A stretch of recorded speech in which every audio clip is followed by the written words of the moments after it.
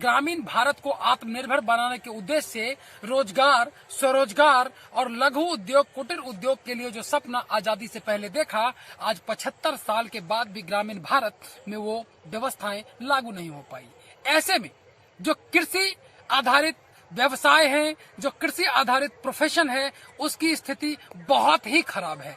किसान का input cost ज्यादा आता है, लेकिन उस हिसाब से किसान को उनके फसल का मुआवजा नहीं मिल पाता। अगर सीधे तौर पर ये बात करें तो देश के कई बड़े अर्थशास्त्री एग्री इकोनॉमिक्स पे अपनी थ्योरी दे चुके हैं, लेकिन आज भी ग्रामीण भारत उन इकोनॉमिक्स की थ्योरी से काफी दूर है।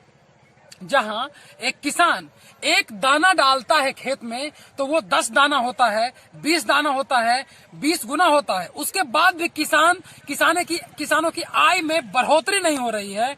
ऐसे में बिहार सरकार के सहकारिता विभाग के द्वारा, सहकारिता मंत्री जी के द्वारा, सुभाष सिंह जी जो बिहार के सहकारिता मंत्री है, उनके द्वारा नेशनल कोऑपरेटिव डेवलपमेंट कॉरपोरेशन के द्वारा एक 1300 करोड़ का महत्वाकांक्षी परियोजना लाया गया है, जिस परियोजना का उद्देश्य बिहार के हर पंचायत को प्रखंड स्तर पर कृषि एवं सब्जी उत्पादक संघ की स्थापना करना है। जिस तरह कुरियन ने कभी अमूल के रूप में गुजरात में यह पायलट प्रोजेक्ट शुरू कर पूरे देश में श्वेत क्रांति की शुरुआत की थी, लेकिन आज आजाद भारत में उन श्वेत क्रांति की स्थिति तो अच्छी है, लेकिन हरित क्रांति आज भी हाशिए पर है। ऐसे में यह सवाल उठता है कि सरकार के द्वारा जो 1300 करोड़ रुपए उन फल एवं सब्जी उत्पादकों के विकास के लिए और उन्हें इंफ्रास्ट्रक्चर देने के उद्देश्य से जो बनाया गया है, यह योजना कैसे उन किसानों तक पहुंचेगा जिनकी माली हालात काफी खराब है।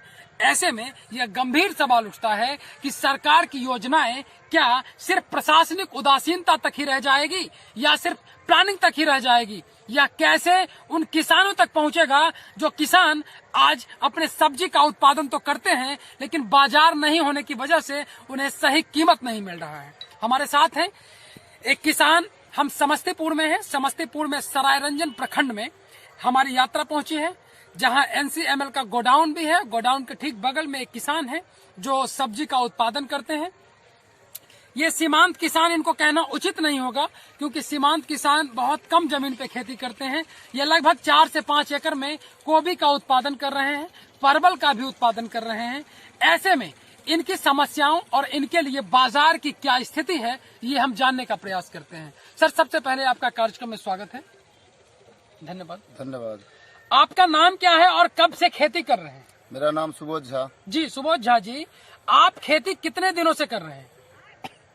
7-8 साल से कर रहे हैं। तो अभी जैसे आप खेती कर रहे हैं गोभी का, तो जो लोकल मंडी है, आप उसी लोकल मंडी में माल बेचते होंगे? लोकल मंडी में ही बेचते हैं। तो वहाँ तो सही कीमत नहीं मिल पाती होगी? जिस दिन को जो कीमत रहता है वही मिलता तो वो तो डिमांड सप्लाई के आधार पे कीमत होती है ना। जी। अगर ज्यादा खपत रहा तो कीमत बढ़ गई, नहीं रहा तो आपको सही मुआवजा नहीं मिल पाता है फसल का। आपको इसमें नुकसान होता होगा। ऐसे में सरकार के द्वारा एक NCDC के द्वारा, नेशनल कोऑपरेटिव डेवलपमेंट कॉरपोरेशन के द्वारा एक नोडल एजेंसी बिहार सरकार को बनाया गया है, और इसमें सरकार के द्वारा हर प्रखंड में सब्जी उत्पादकों के लिए एक सोसाइटी बनाया गया है। जिस सोसाइटी के जो मेंबर्स होंगे, उन मेंबर से वो सरकार की जो गवर्नमेंट ऑर्गेनाइजेशन है, कोऑपरेटिव ऑर्गेनाइजेशन, वो सब्जी खरीदेंगे और किसानों को अच्छा मुआवजा मिलेगा। इसके बारे में आपको जानकारी है?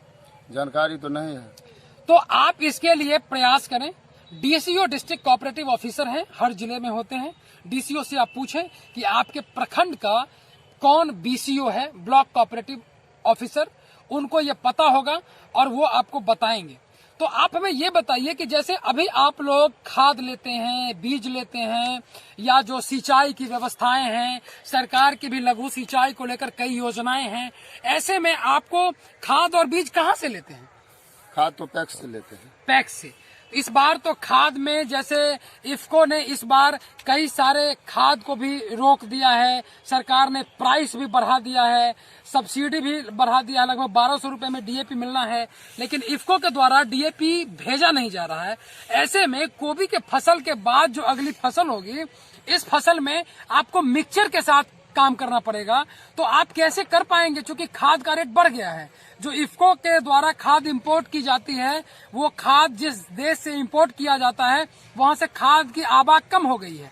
तो आप लोग प्राइस को कैसे देखते हैं? खाद बीज में जो रेट बढ़ रहा है, जिससे किसानों की लागत बढ़ रही है, इनपुट कॉस्ट बढ़ गया है, जिस वजह से खेती में मुनाफा कम हो गया है, ऐसे हालात में आप सरकार से क्या उम्मीद करते हैं?